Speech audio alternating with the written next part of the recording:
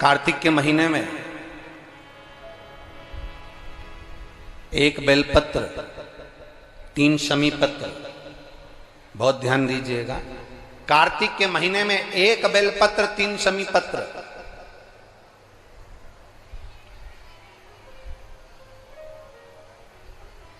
कार्तिक के महीने की दोनों अष्टमी में से किसी भी अष्टमी पर, चाहे उजाले की हो चाहे अंधेरे की, शुक्ल पक्ष की हो चाहे कृष्ण पक्ष की, एक बेलपत्र, 3 शमी पत्र, आप कभी दिल से, कभी मौका मिले हृदय से, दामोदर मास में, कार्तिक मास में अशोक सुंदरी वाली जगह का स्पर्श कर कर भगवान शंकर के शिवलिंग पर एक बार समर्पित कर कर देखना, और दूसरे वर्ष इंतजार करना कि तुमने कार्तिक महीने में अष्टमी के दिन बाबा को शमी पत्र बेलपत्र दिया था, क्या बाबा ने तेरे घर में धन और वैभव दिया कि नहीं दिया? जो स्थिति में गाड़ी चल रही थी वो स्थिति की गाड़ी तेरी पार हुई कि ना हुई? कितने बेलपत्र? बोलो बोलो, जम के बोलो जरा। कितना शमी पत्र? एक बेलपत्र, 3 शमी पत्र।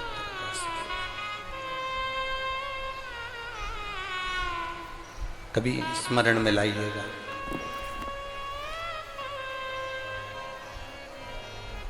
बस ये जो कार्तिक महीने में, दामोदर मास में आप एक बेलपत्र, 3 शमी पत्र अष्टमी के दिन, चाहे शुक्ल पक्ष की हो चाहे कृष्ण पक्ष की हो, दोनों अष्टमी में से किसी भी अष्टमी को जब आप समर्पित करें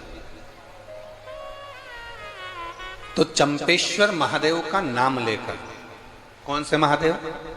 जम के बोलो जरा, सबकी आवाज आना चाहिए।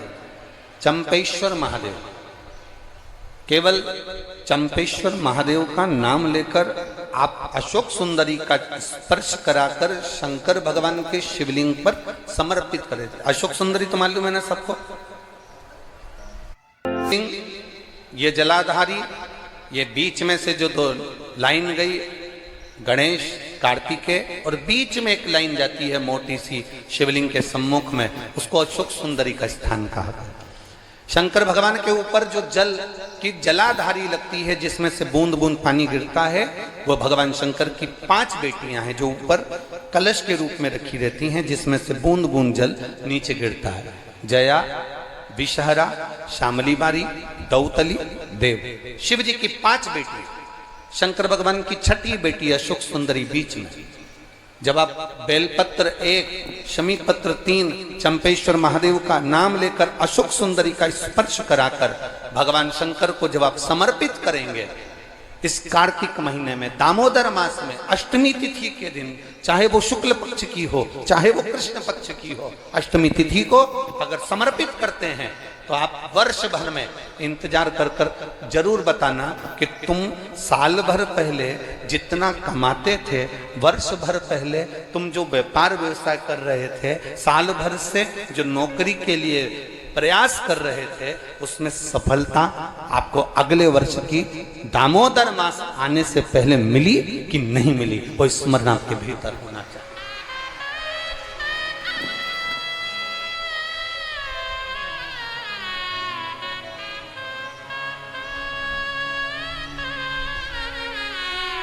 शंभु शरणे घड़ी रे दुख काटो, दया करने दर्शन। आप दिल से उससे प्रार्थना करोगे तो वो दिल से दे देगा। महाराज, ईमान और जुबान,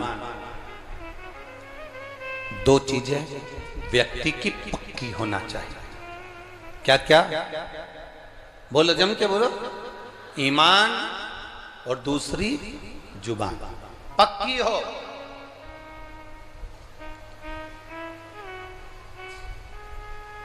आप दिल से आप बाबा का भजन कर कर देखो, आप दिल से बाबा का स्मरण कर कर देखो। एक पत्र आया है,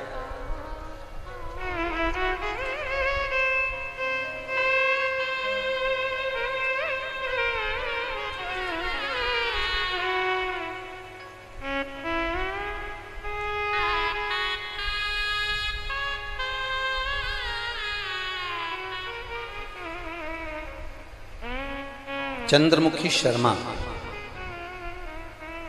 पता है राया मथुरा, कहीं बैठी हैं?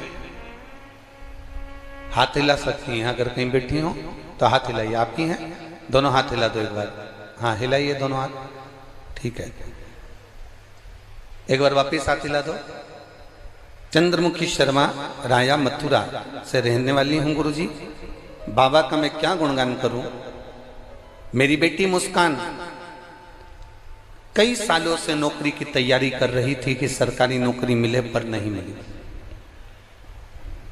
आखिरी में हताश होकर वो मंदिर जाना भी छोड़ी, भगवान का भजन करना भी छोड़ी। तब एक बार टीवी पर हमने कथा सुनी और कथा सुनकर हमारी बेटी से कहा कि देख, वो महाराज सियोर वाला कहता है कि शिव जी को एक लोटा जल चढ़ाना चाहिए। मां, हम ब्रज की रज में रहते हैं, ठाकुर जी का भजन करते हैं, शिव को जल चढ़ाने का बाबा कह रहे हैं। मैंने अपनी बेटी से कहा, कृष्ण और शिव में कोई अंतर नहीं है। कृष्ण जब तक नहीं मिलते जब तक शंकर की भक्ति ना हो, और शंकर जब तक नहीं मिलते जब तक कृष्ण की भक्ति ना हो। ये दोनों का मिलना सरल नहीं है। मैंने कहा, जब टीवी पर बाबा कह रहे हैं, सियोर वाला महाराज कह रहे हैं कि एक लोटा जल सारी समस्या का हल, तो जड़ा चढ़ाने में जाता क्या है। मां 7 वर्ष से नौकरी की तैयारी कर रही हूं पर नहीं मिली, तो मुझे नहीं लगता कि मिलेगी, पर तुम कहती हो तो मैं शंकर जी को जल चढ़ाना प्रारंभ करती हूँ। शिव जी को जल चढ़ाना चालू करा मेरी बेटी मुस्कान शर्मा ने। और बाबा का मैं क्या वर्णन करूं गुरुदेव। मेरी बेटी ने एग्जाम दिया और बाबा की कृपा से उसका इंडियन नेवी में हो गया। मैं बाबा को यहाँ प्रणाम करने के लिए आई हूँ। ये शिव तत्व है भक्ति, ओ घड़ी है शंभु। बैठिए बहन। हर हर महादेव। अर्थात शिव महापुराण की कथा कहती है, आपका विश्वास, आपकी भक्ति, आपकी दृढ़ता, आपका विचार जब दृढ़ नहीं होगा तब तक भगवान कैसे मिलेगा।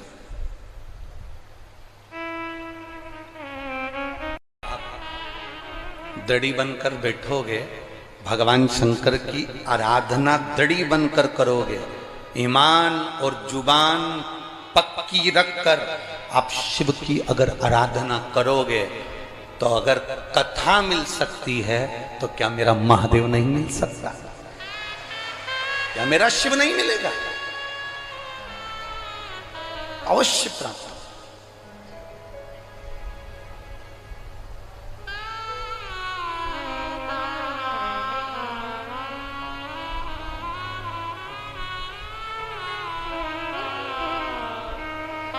ब्रज की रज में लोग आते हैं तो पेड़ों में कान लगाकर सुनते हैं राधा का नाम मिल रहा।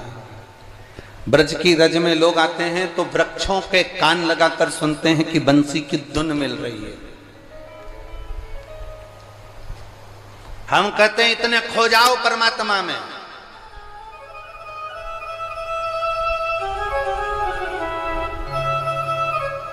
इतने खो जाओ परमात्मा में, इतने डूब जाओ भगवान में कि तुम्हें वृक्ष में कान लगाने की जरूरत ना पड़े।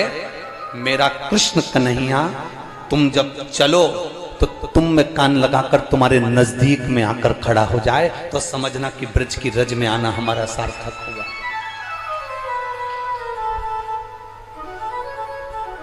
हमारा ब्रज की रज में आना सार्थक हुआ, तब समझिए आप।